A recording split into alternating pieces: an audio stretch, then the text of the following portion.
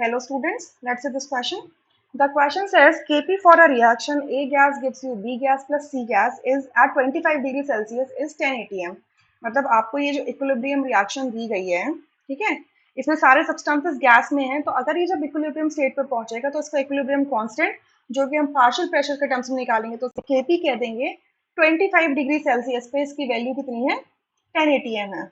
Then Kc for the reaction, same reaction के लिए आपको Kc निकालना है at 40 degree Celsius, different temperature लेना है और Kc निकालना है. इस बार Kc मतलब equilibrium constant in terms of molar concentration, ठीक है. तो आपसे ऑप्शन पूछा, गिवन क्या है, डेल्टा एच क्या है, -8 किलो जूल है और एंटी लॉग ऑफ 0.067 इसकी वैल्यू होती है 1.167, ठीक है. सो यहाँ से हमें दो चीज पता है कि दो डिफरेंट टेम्परेचर्स हैं और एक टेम्परेचर पे आपको Kp दिया है तो Kc निकालना है आपको पहले, ठीक है. तो there is the relation between the both. Kp is equals to Kc into RT की पावर डेल्टा Ng होता है, ठीक है. और डेल्टा Ng होता है गैसेस नंबर ऑफ मोल्स में क्या चेंज आया है. सो ये होता है Np gas minus Nr gas. So product side में कितने गैसेस मोल्स हैं, 2, और रिएक्टेंट साइड में कितने गैसेस मोल्स हैं, 1. सो इसकी वैल्यू क्या हो जाएगी, 1.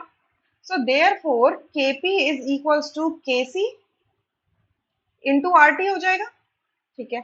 So हमें Kc पता करना है किस टेम्परेचर पे, 25 डिग्री सेल्सियस पे. So Kc is going to be Kp upon RT. Kp की वैल्यू कितनी है, 10, और R की वैल्यू देखो, क्योंकि Kp जो है वो ATMs में आया है तो R की वैल्यू हम किस में लेंगे, लीटर ATM पर मोल पर केल्विन में लेंगे. So it is going to be आपका 0.0821 मल्टीप्लाई, टेम्परेचर हमने कौन सा लेना है, क्योंकि Kp की वैल्यू हमने 25 डिग्री सेल्सियस पे ली है तो टेम्परेचर हमें 25 डिग्री सेल्सियस लेना है, बट केल्विन के टर्म्स में लेना है. So 25 degree Celsius is equals to 298 kelvin, ठीक है. सो ये Kc जो निकल के आया, ये किस पर निकल के आया है, 25 डिग्री सेल्सियस. सो मैं इसको क्या लिख दूं, Kc1 लिख दूं, ठीक है. इसको मैं क्या कर दूं, Kc1 कर दूं, यहाँ से इसको Kc को मैं Kc1 बोल सकती हूँ. अच्छा, हमें Kc2 निकालना है.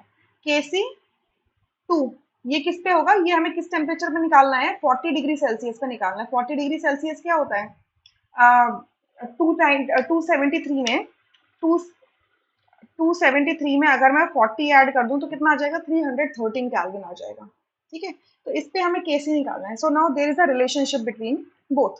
सो द रिलेशन इज कि आपको पता है log Kc2, हायर टेम्परेचर पे Kc और लोअर टेम्परेचर पे Kc, इनका जो रेशो होता है इसका लॉग लेते हैं तो it is equals to delta H upon 2.303 R T2 minus T1 upon T1 T2, ठीक है, ये होता है.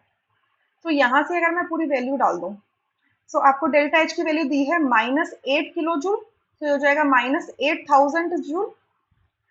2.303 ऐसे ही लिखेंगे. आर की वैल्यू, क्योंकि यहाँ डेल्टा एच जूल्स में ले रखा है तो आर की वैल्यू जूल पर केल्विन पर मोल में आएगी, दैट इज 8.314, ठीक है.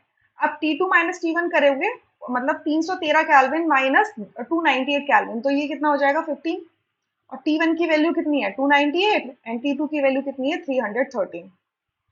इस पूरे को जब आप सॉल्व करोगे, ठीक है, इस पूरे को जब आप सॉल्व करोगे तो ये कितना आ जाएगा आपका, -0.067, क्लियर. अब देखो इसको मैं क्या करूं, अगर इसका माइनस का साइन हटाना है, ये अब तक कैसे आया था, log Kc2 अपॉन Kc1 आया था, ठीक है, ये ऐसा आया था. अगर मैं इसको रेसिप्रोकेट कर दूं तो ये हो जाएगा log Kc1 upon Kc2 and it is equals to 0.067, ठीक है. अब लॉग है, लॉग का एंटी लॉग क्या होता है, 10 की पावर में आ जाता है. सो ये यहाँ से क्या आ जाएगा, Kc1 अपॉन Kc2, ठीक है, इट इज इक्वल्स टू 10 की पावर 0.067, मतलब एंटी लॉग कराए ना आपने तो इसकी वैल्यू कितनी है, 1.167, ये क्वेश्चन के अंदर गिवन है. तो हमें Kc2 फाइंड आउट करना है, ये हमारा क्वेश्चन है, ये फाइंड आउट करना है. तो Kc2 क्या हो जाएगा आपका, Kc2 इज इक्वल्स टू होगा Kc1 अपॉन 1.167, ठीक है. अब Kc1 की वैल्यू कितनी निकल के आई थी, 10 डिवाइडेड बाय 0.0821 मल्टीप्लाई 298 और ये डिवाइड में तो ऑलरेडी है ही, तो ये भी हो जाएगा मल्टीप्लाई में कितना 1.167। ठीक है, तो इसको एक बार करोगे सॉल्व,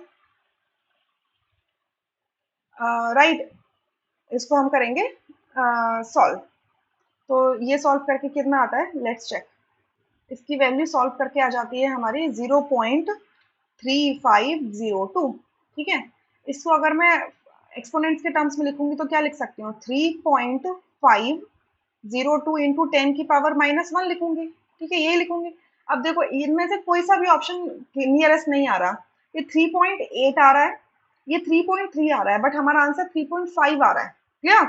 और 3.3 में भी ये 10⁻⁻2 जा रहा है। अगर -1 में कंपेयर करेंगे तो इनमें से कोई भी ऑप्शन मैच नहीं करता। सो यहाँ से फोर्थ ऑप्शन करेक्ट हो जाएगा, जिसमें लिखा है नन ऑफ दीज।